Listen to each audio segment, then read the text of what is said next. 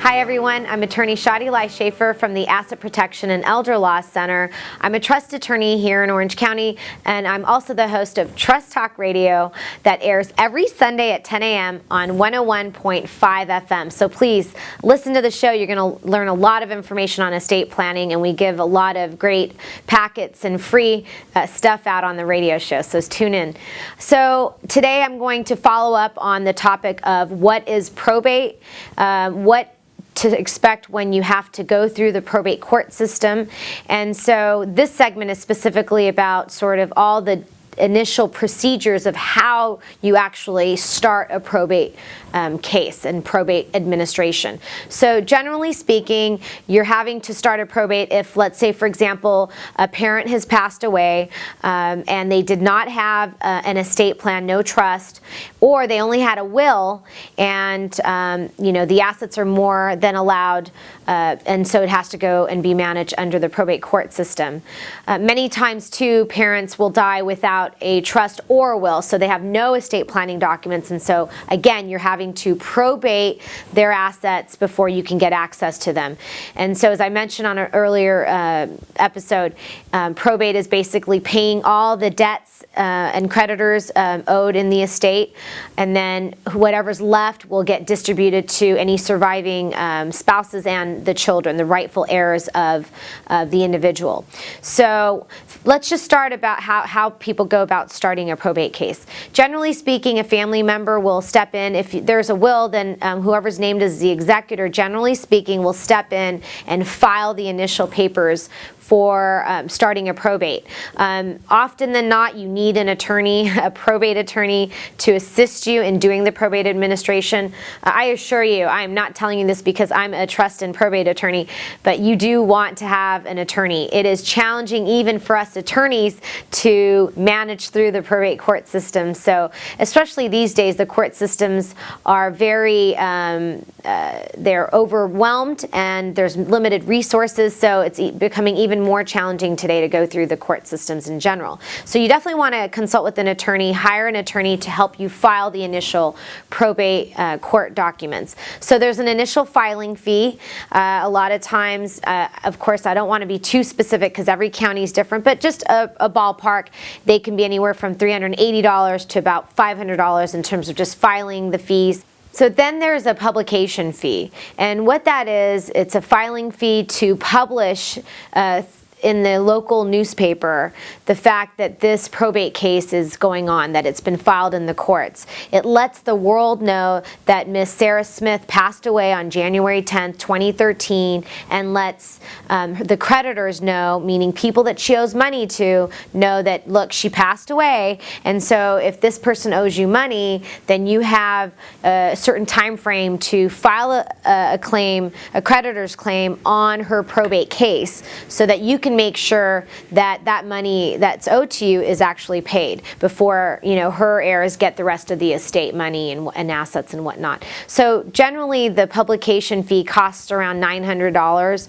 It could be more a little bit, it could be less depending again on the county, but generally speaking that's what the fee is to make that publication, and that has to be done. That is a court and probate rule that has to be done and is done in all cases. Another reason why you do a publication is to let any family members know that this person died, to let the heirs of Mrs. Sarah Smith know that they died. Perhaps she has an estranged child that lives up in Northern California.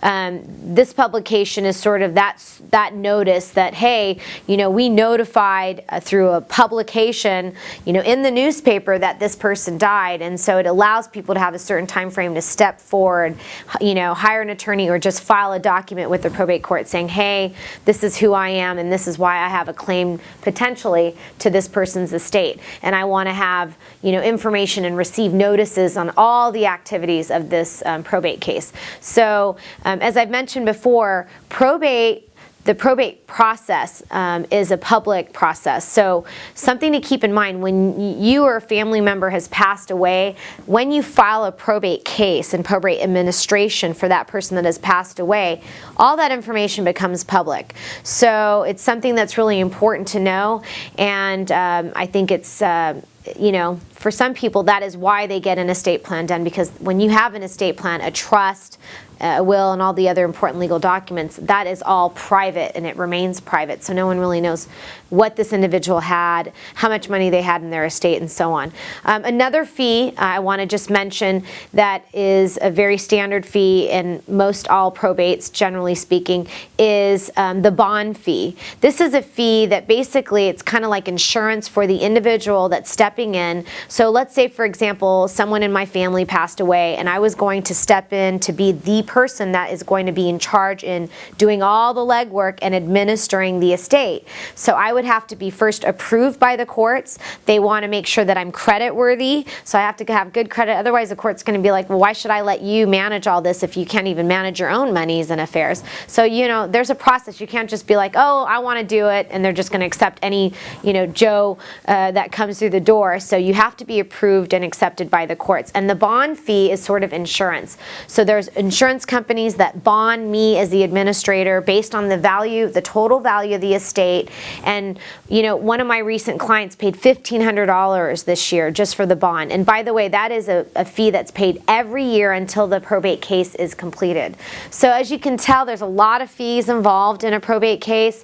There's also other fees that may be required depending on the documents filed in the case. So generally speaking, you're looking at anywhere from as little as $1,000 to about $2,000-3,000 out the door in just filing fees and publication fees and bond fees. So there's some exceptions. Sometimes a bond can be waived, but all individuals related to that estate have to waive, meaning my family would step in and say, you know what, we don't require Shadi to be bonded. We're not worried. We trust her.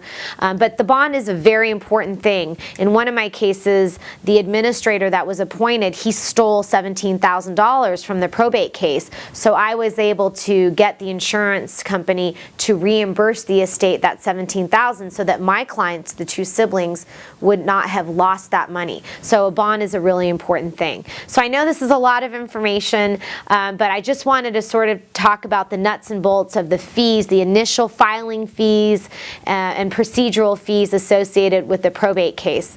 So thanks so much for listening. Again, I'm attorney Shadi Shaffer from the Asset Protection and Elder Law Center, and I'm also the host of Trust Talk Radio. So continue watching the videos and stay tuned to my radio shows every Sunday at 10 a.m. on 101.5 FM. Thanks so much.